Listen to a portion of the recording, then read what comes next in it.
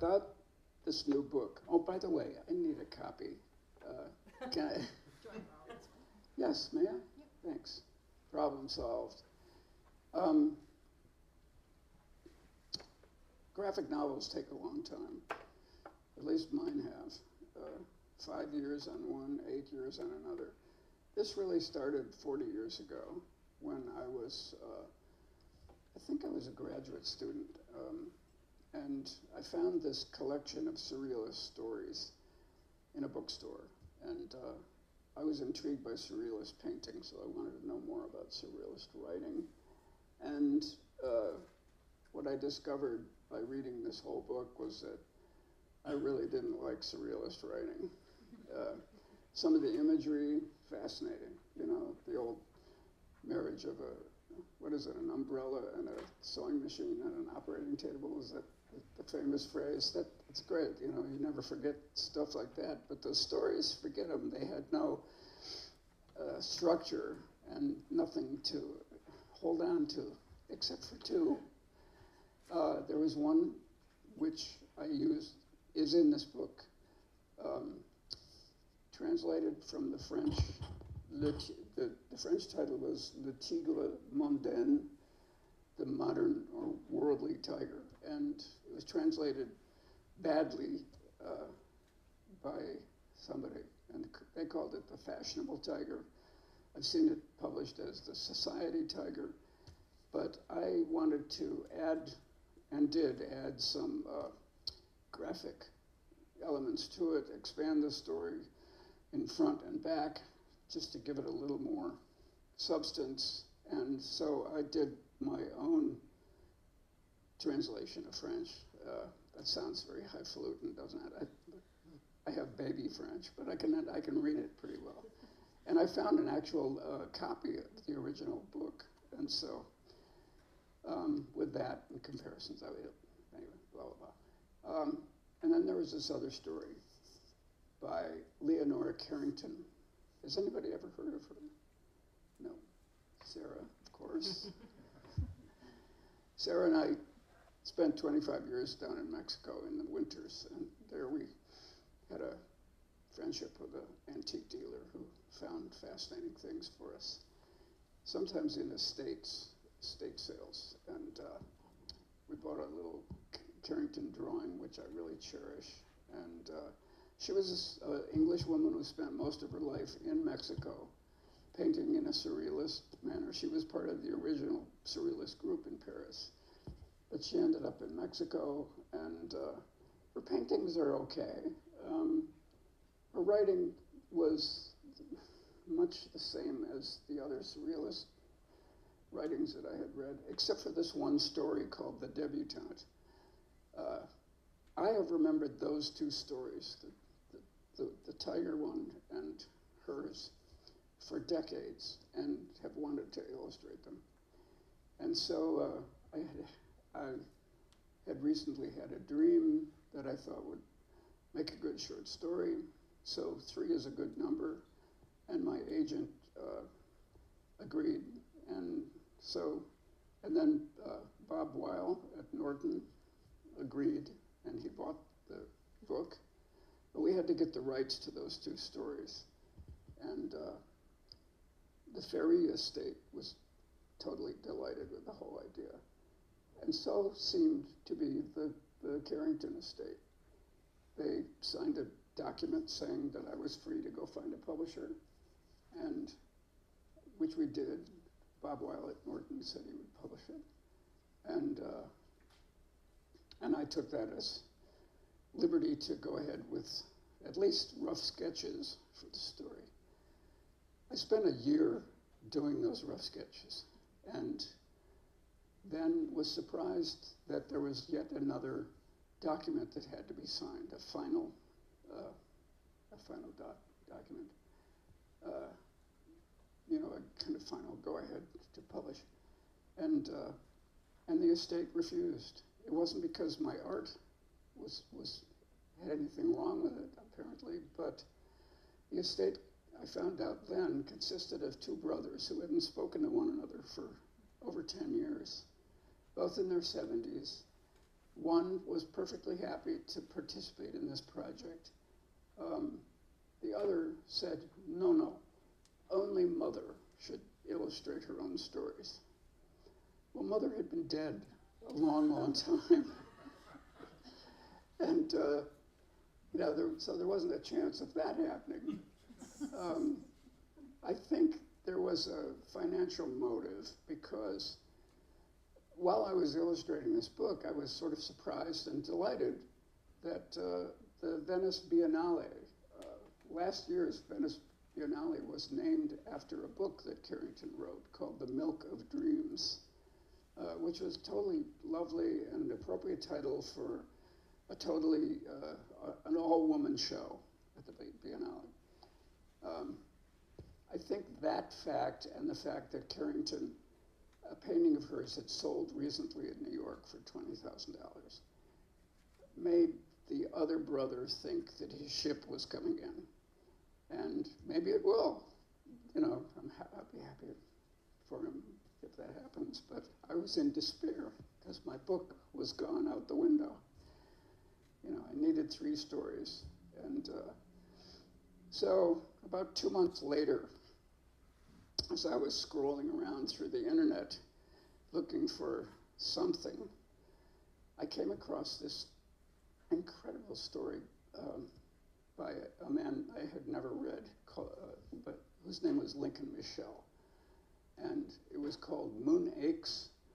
It was a kind of flash fiction story, very short, very concise. And he'd written it for an old NPR program called Selected Shorts. You used to hear that, right? You would have liked that short. Have you ever heard that?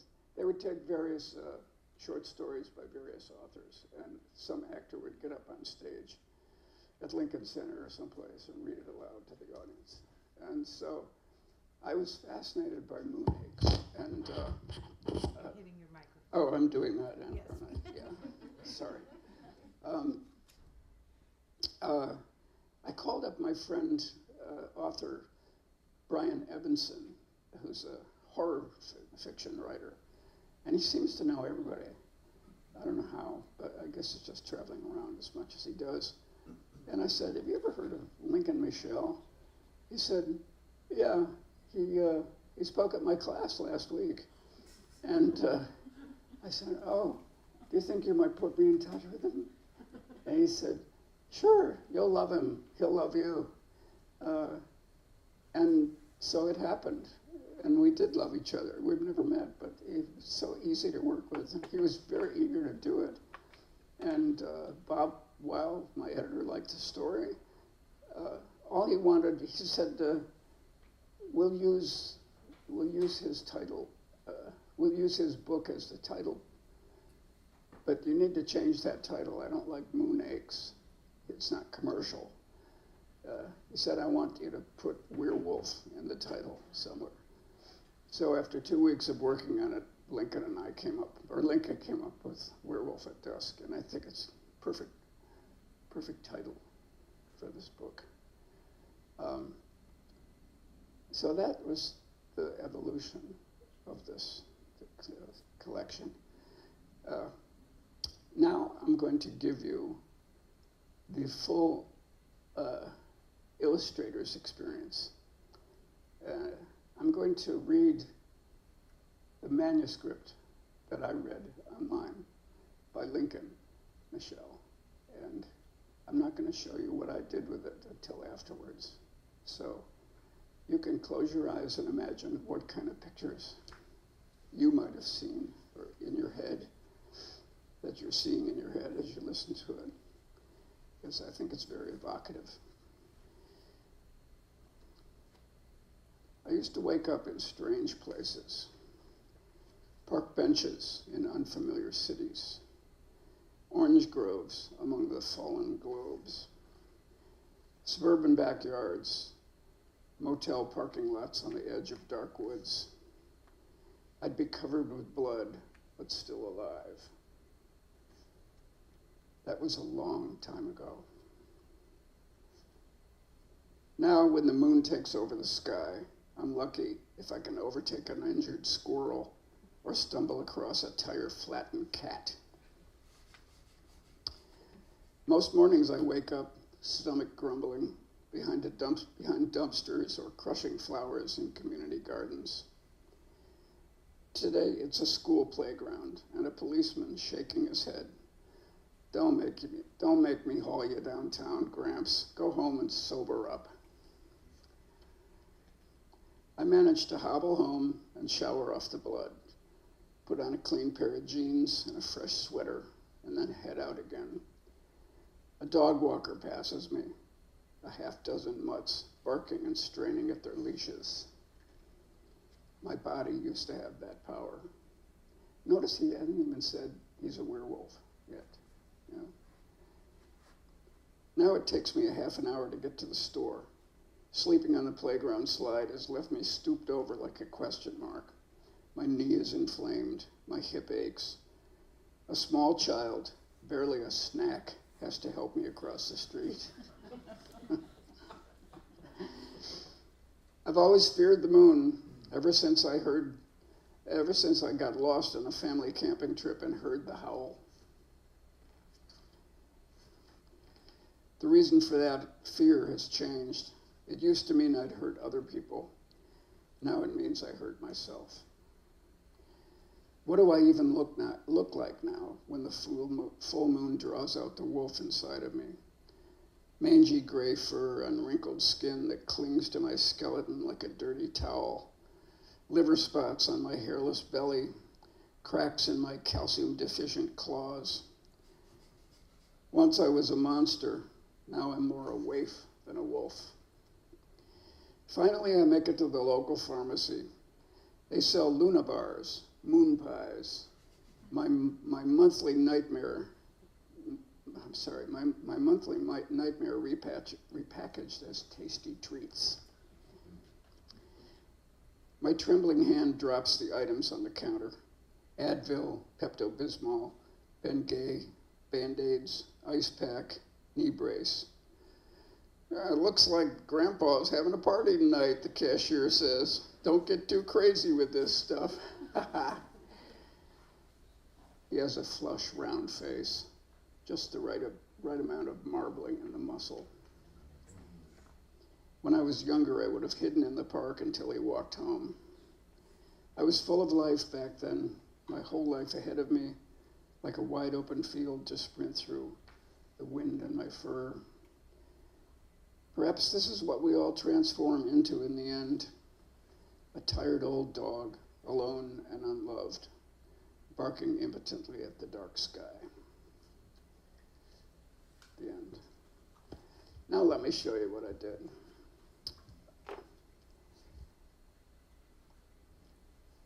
I used to wake up in strange places. Park benches in unfamiliar cities. Orange groves among the fallen globes. Suburban backyards. Motel parking lots on the edge of dark woods. I would wake up, I think the text is something like, I would wake up covered with blood, but still alive. That was a long time ago. Now when the moon takes over the sky, I'm lucky if I can overtake an injured squirrel or stumble across a tire-flattened cat. These are a little bleached out, these pictures. There's a nice shadow thing going on there. Most mornings I wake up, stomach grumbling behind dumpsters or crushing flowers in community gardens. Today it's a school playground and a policeman shaking his head. Don't make me haul you downtown, Gramps. Go home and sober up. I managed to hobble home, shower off the blood, put on a clean pair of jeans and a fresh sweater, then head out again. A dog walker passes me, a half dozen mutts barking and straining at their leashes. My body used to have that kind of power. Now it takes me half an hour to get to the store. Sleeping on the playground slide has left me stooped over like a question mark. My knee is inflamed, my hip aches. A small child, barely a snack, has to help me across the street. I've always feared the moon, ever since I got it lost on a family camping trip and heard the howl.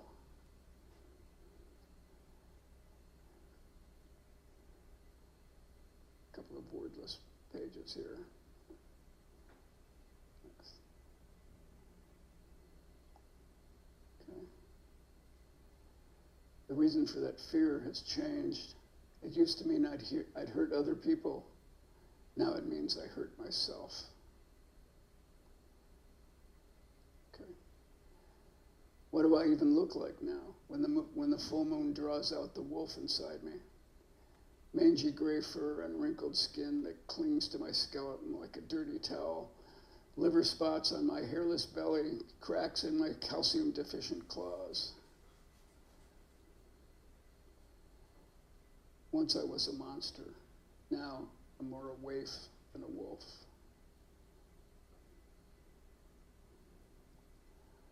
Finally, I make it to the local pharmacy.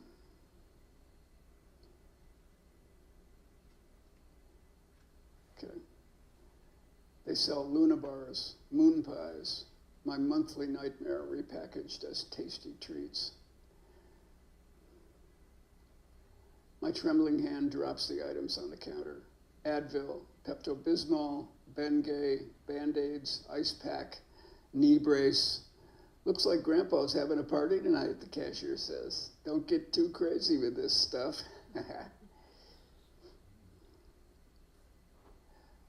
He has a flush, round face, just the right amount of marbling in the muscle.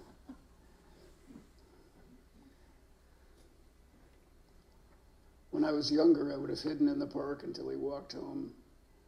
I was full of life back then, my whole life ahead of me, like a wide open field to sprint through, the wind in my fur.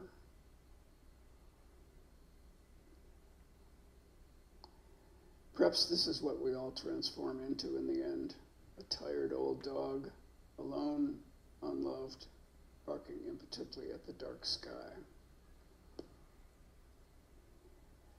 I'm sorry for the bleached out nature of these slides, that when you see the book, you'll see it a bit more clearly.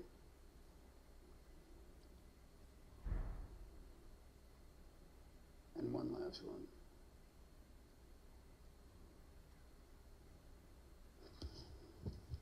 That's that.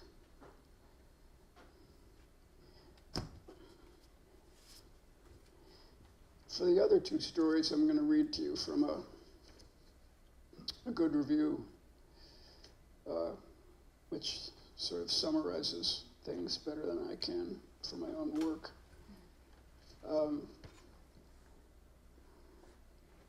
The title piece adapted from, what is this from? Publishers Weekly.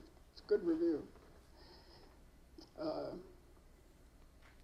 The title piece, adapted from a story by Lincoln Michel, depicts an aging werewolf who's now lucky to overtake an injured squirrel. As isolated as ever, he's still fearful of the moon, but for a different reason. It used to mean I'd hurt other people, now it means I hurt myself. The dreamlike middle story, A Walk in the Old City, portrays a burnt-out psychiatrist. Can we have I'm sorry, there are a couple of slides. Okay, I forgot to tell you. Sorry, I'll have to restart just a second. Oh, that's all right. You've all got a book, right? The dreamlike middle story, A Walk in the Old City, portrays a burnt-out psychiatrist as he follows a mysterious old man across a bridge festooned with giant spiders, haunted by the specter of death. In the final entry, The Tiger in Vogue, that's the title I gave my translation of Le Tigre Mondain, a dilettante in 1920s Germany tries to enjoy the innocent delights of a music hall, a Belle Epoque style pop. What is this? A Belle Epoque style pop of color in a dim, sorry, my eyes, in a dim and rainy city. but despises one particular number in which a woman courts a tiger dressed like a dapper gentleman. The tiger's wildness is barely contained by a tamer fashioned as Hitler, whose power requires the complacency and the complicity of the audience. Some other stuff about my style. Wisdom does not beget freedom in the sorrowful world of these stories, but it's still a place well worth visiting. So, with that, any questions about anything at all? If not, I have a question. yes. I am so curious as to your process, knowing kind of the love that you had for so long for these stories, the story that inspired the book, and how you dove into illustrating and like plotting out your process. Just the time and the kind of flow of how it evolved. Are you talking about the development of the pictures themselves? Yes. I've done a lot of picture books. I think I've done over 50 picture books for kids, and I learned so much from those because of the brevity of picture books.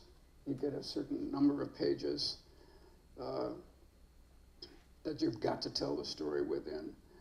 And I learned, I think quickly on, that pictures can really deliver a lot more information than the text. Not more, additional stuff to the text.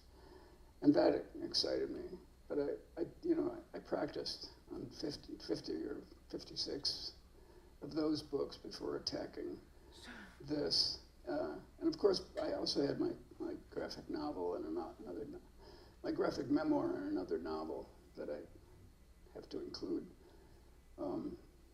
in this brand new world that I'm in. I have a foot in both worlds, kids' books and graphic novels for older people.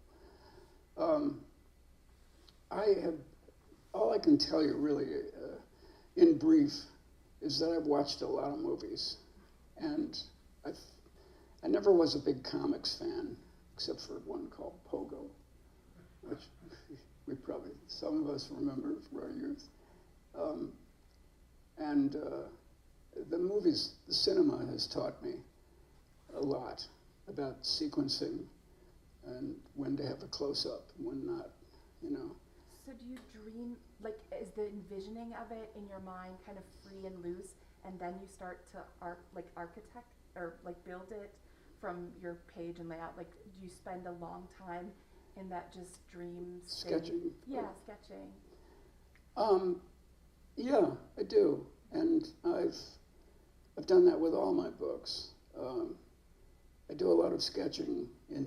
I used to, when I was doing analog art, I would make a lot of blue pencil sketches and then refine them on a light box with ink. This book and my previous two books have all been done on my iPad. Okay. I don't know if that's shocking. I miss the pen and ink and the pieces of paper. Yeah, but what do you know? You're a writer. I'm very proud of you. Thank you.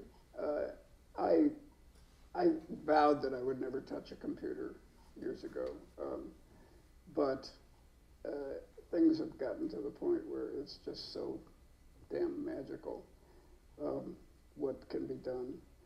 And I had a break during which I decided to try it. And I found a young man here in Kalamazoo who was a really great teacher. He had also worked on some of my art, so he knew what I wanted to do. So as a teacher, he didn't start me out doing all the fancy stuff. He just went for the stuff that he knew I'd be interested in, how to make something look like it was drawn in pen and ink, or pencil, or charcoal, and then how to apply color the way I applied color. And I learned fast, because I could see almost immediately that this tool was going to improve my work in terms of the time it took and materials. I've done like nearly 60 books before I found this new tool.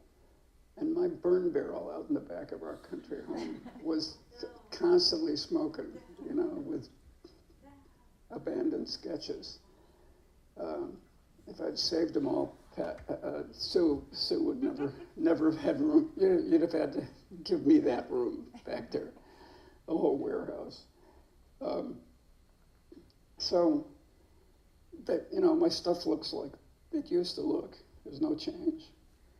And this was all done on Procreate? Yeah. That's awesome. Yeah. So cool. Oh, I really love it. Yes.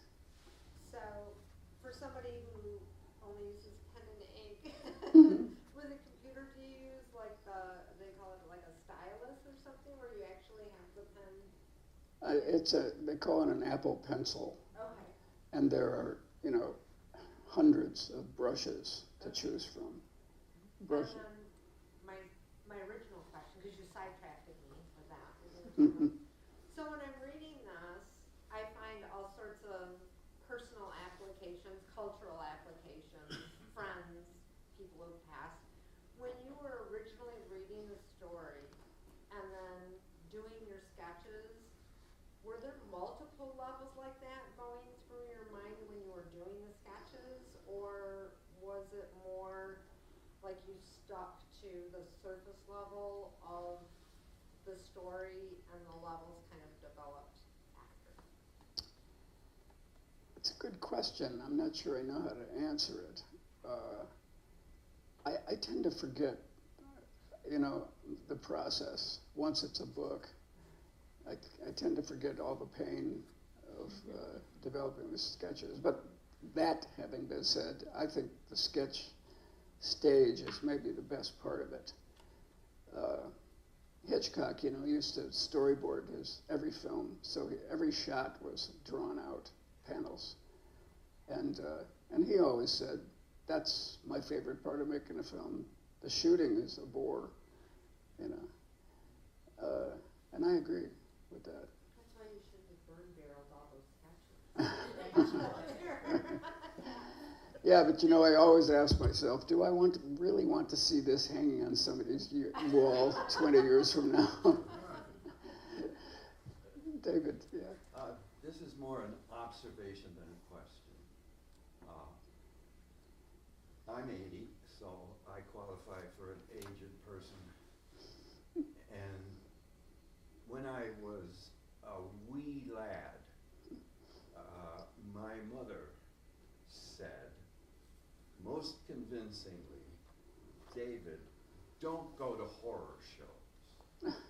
They'll something like this, they'll populate your dreams. You'll be scared. Mm. And I sort of believed her, but of course, I disobeyed her. And I saw some movie, 10 years old or so, and it was one of the classic horror films. Mm. And it got to me. And to this day, it's a genre I avoid. Really? Yes. Yeah. Yeah, but that's one part of it. Listening to the story as you suggested, with my eyes closed, and then seeing how what I had created became what you saw. The first thing I saw was, I'm not a street bum. What's what? I'm not a street bum, but I identified with the naked man who becomes the werewolf. Yeah, the vulnerability of those opening shots. Yeah, so thank you. You've scared me again. You're welcome. I'm not a huge devotee of horror films, although it seems to me that the films that I tend to like the best have elements of horror, if only internal. Bergman films, for example. Oh, I love it. Yeah, I mean, think about Cries and Whispers or Persona. Those I love those. It's the human drama. There's horror in that, and Indeed. yeah. Yeah, I mean, I've read my share of Freud and Jung, and then, so I was being partly ironic, Yeah. but only partly. Well, there's a handful of films that I think, the horror films that I think are absolute masterpieces. And name two. Well, how many times did I see Psycho? 15 when it first came out. Scared the hell out of me. Yeah. Because I had mother problems, for one thing, but it seems to have scared the hell out of everybody who's seen it. It's a simply made film, cheaply made, and yet it's a masterpiece. From an editorial standpoint, it's perfect, I think. Just the rhythm of the shots that are sort of boring with things that just scare you, make you jump out of your seat. Polanski, Rosemary's Baby, Yeah. Chinatown. Okay.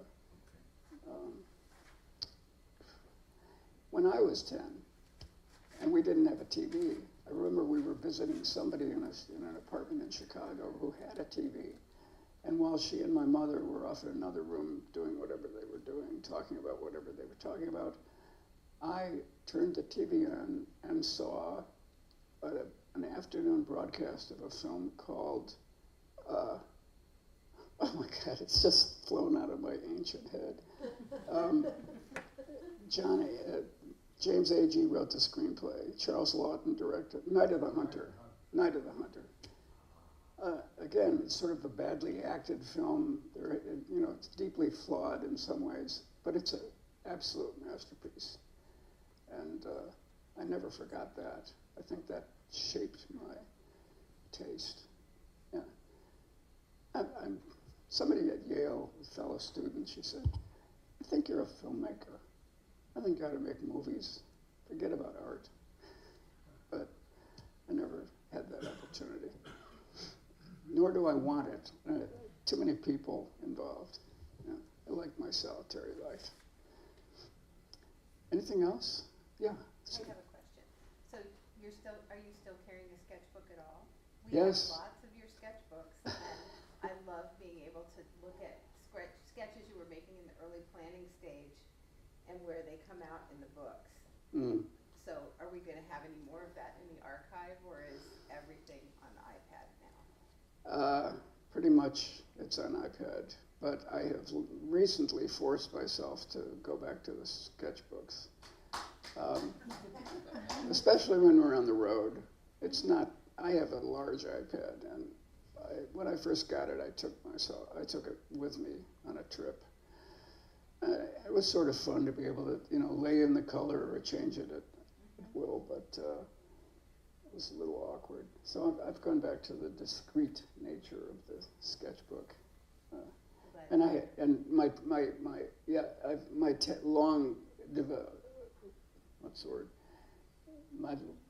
The development of the technique of drawing people so that they don't know what you're doing. Drawing people in a bar and not getting caught, or not attracting their attention, so that they see themselves on the page. It's better when you have a little black book. Mm-hmm.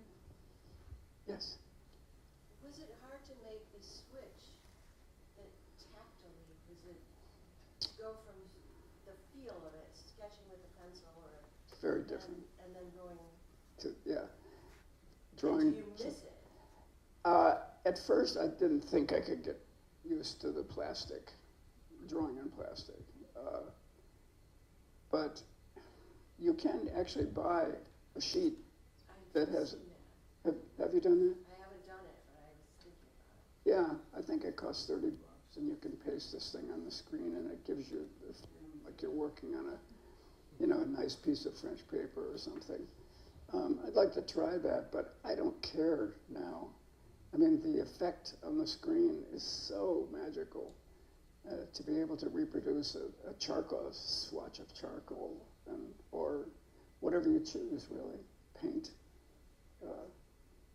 It, you know, I hear myself praising this thing, and what I want to tell everybody is, don't touch it until you've drawn for 40 years, you know, or painted. Don't touch it unless you know exactly what you're doing, because it's, you know, otherwise it's going to tell you what you want to do. It's very seductive. And in the hands of students, I can just imagine the mistakes that they just accept and leave there. I mean, that's one of the nice things about it. You don't have to leave your mistakes. But I'd like people to be trained to accept their mistakes. Get your technique first. Get your technique. I trained as a printmaker, which is it's an excellent training, because if you etch a line into a piece of zinc or copper, it takes you a week to get rid of it if it's not what you want. So you learn to make right. You learn to lay it down right the right way, if you can. I have to find like better words for that. You know? I don't sound really convincing here. Draw for 40 years. What does that mean? What good is that? Churn things out so quickly. You know. David, did you have something else? Well, I think you've answered it in a way, but there's value, isn't there, in having earlier versions of a work to look at? Yes. And you lose them. No, you don't. You don't? I save them. Oh, Yeah. you can. Yes. Sue, do you know that? I save a lot of my early sketches. Yeah, and there's this feature on the iPad where you can go back if you store it correctly, and you can replay every stroke like a movie. Yeah. And so we've looked at some of your drawings that way when Chafe was working with us. And you can put them all together on one page and see everything that you've done. I don't do that. I just save them and look at them later. You're making him into a movie maker. When I met him, he said, I will never do digital art. It is a travesty. You and Jeff Absher stood here and told me how awful it was. So. And now Jeff's going to make one of my digital products into a book. Yeah. He said he would. I did last year when I was out of work. Just as a lark, I illustrated the love song of J. Alfred Prufrock. I didn't even know that it was Eliot's centennial last year. And everybody who saw it liked it, so I showed it to my editor, and he just sighed and didn't say much about it. So I thought, well, he thinks it's lousy art or something, or doesn't. And then I suddenly found out it was centennial of Eliot, and then I also found out about this controversy about Eliot's anti-Semitism. And my, It's not a controversy. it's true. It's true, he was, as so many people were back then. But I'm not defending him. I just thought, you know, I love Prufrock. I have some of his lines in my head from other poems. But that's despicable, of course. And I thought, well, this is also why Bob Weil rejected it, because he's a Jew.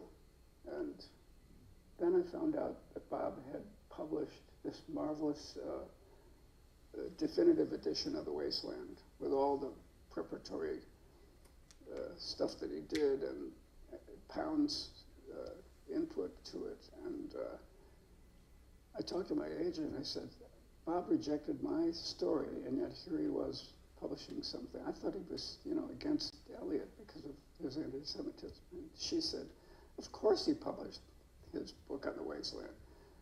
You know, it's the centennial. Everybody's making money off Eliot now. So, the world. It's hard to understand.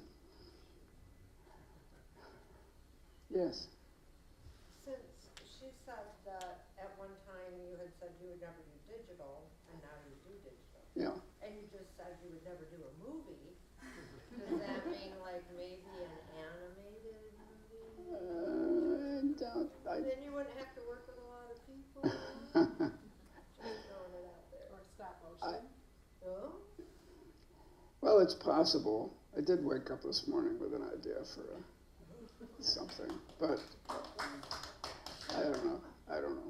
I love animation, and I've tried it, and there's one very animated scene in the book where he talks. The line is, "I used to have that kind of power," and I drew the wolf in sequence coming down and jumping on a lady, and that was fun. I could do it. I don't know if I want to do it. I think it would get boring, but. So you use the computer to fill in between. Can you? I guess you I can. think so, yeah. Yeah, because from what I've read, the computerized animation stuff, they don't draw every single frame like they used to. No, they don't. You know, I've seen enough of them. I know that. When did you first pick up a pen or draw a stroke that you knew you found fulfillment in it? And then looking back over the whole course from now till then, do you have a favorite medium, like a pen or a pencil or iPad? When did I first start to draw? I was 2. When I was 2, yeah, and I had found my life. I was a terrible student, a failure at math, and yet I was the kid who could draw good in the school. You know, everybody knew me for that. I was famous in grade school. I like that too. Pen and ink, I think, especially there's a certain pen point. It's steel, but it imitates a croquille pen. And it's wonderfully flexible, so you can draw the most delicate line, and then with a little pressure, get a thicker and thicker line. I found a technique. I've had a lot of influences, and I think one of the most important influences I've had in illustration was Ronald Searle, the cartoonist. You know his work, English, Searle. And he, in turn, was very much influenced by George Grosz, the German artist. Magnificent drawings. Grosz gave us a combination of that very, very thin line with a very, very thick black line, which it's emphatic, but it also brings things closer. And the fine line stuff gets pushed a little bit. You know, it creates a kind of perspective automatically. Searle is an absolutely crazy cartoonist. My stuff is not as humorous as his stuff, but did steal a bit of his technique. Anything else? Yeah. I've been really enjoying your political commentary, your drawings that you've done lately, and I just... Online, you mean? Yes, on Facebook. But I've erased all of them. Well, I'm afraid of Trump. I mean, that's fair. They'll never be erased because, right? You've got them. Well, no, but I mean anything online. Facebook owns the history of everyone's data or whatever. But yeah, I know. I mean, I thought they were just absolutely magnificent and brilliant, and I wondered, and I was looking forward to just the delicate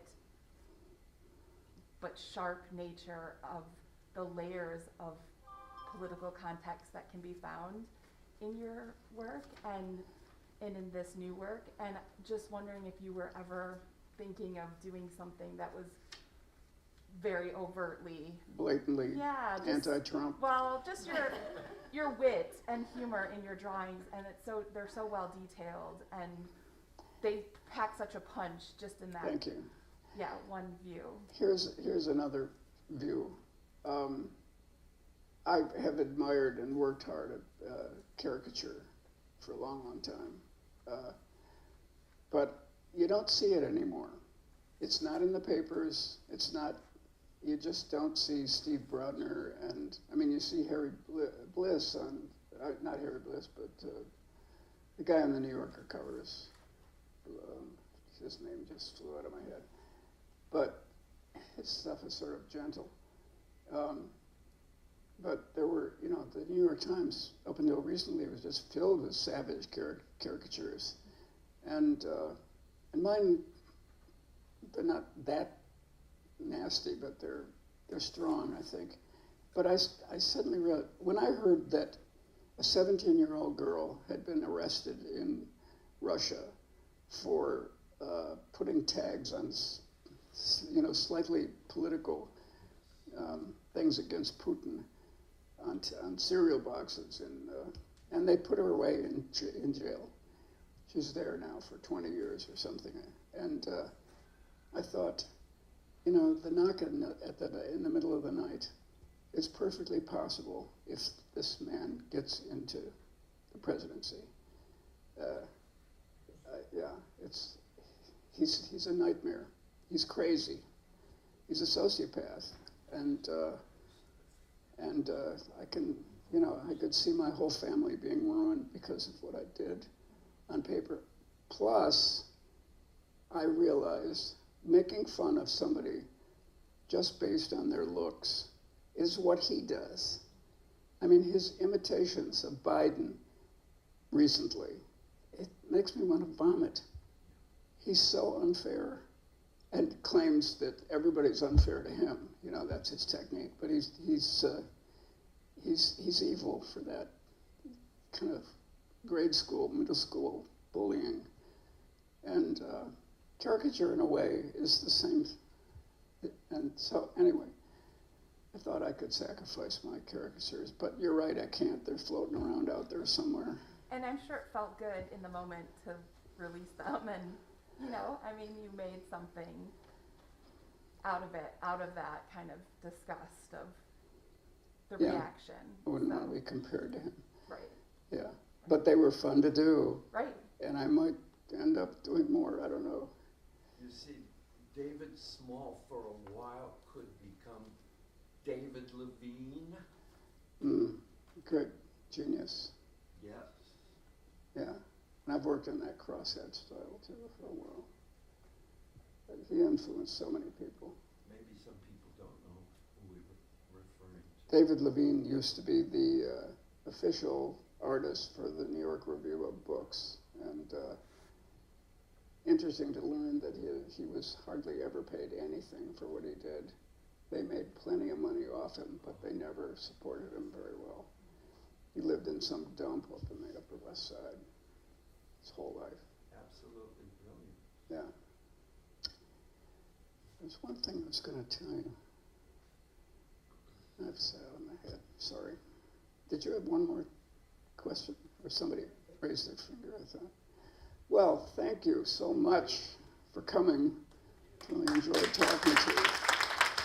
Thank you.